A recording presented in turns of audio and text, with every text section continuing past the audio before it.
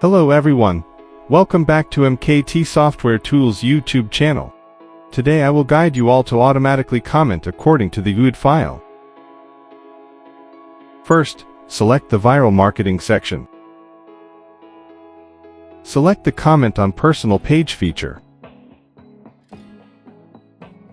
Set up parameters including number of threads, runtime, number of comments you want, number of posts you want to comment on according to UID.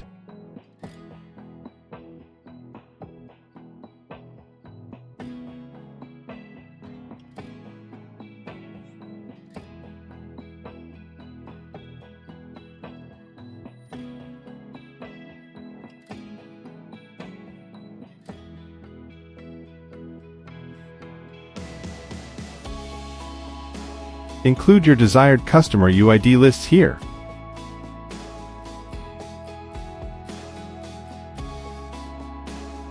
Save the file containing those UIDs.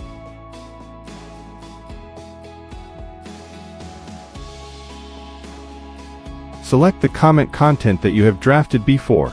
You can set this up in the content management section.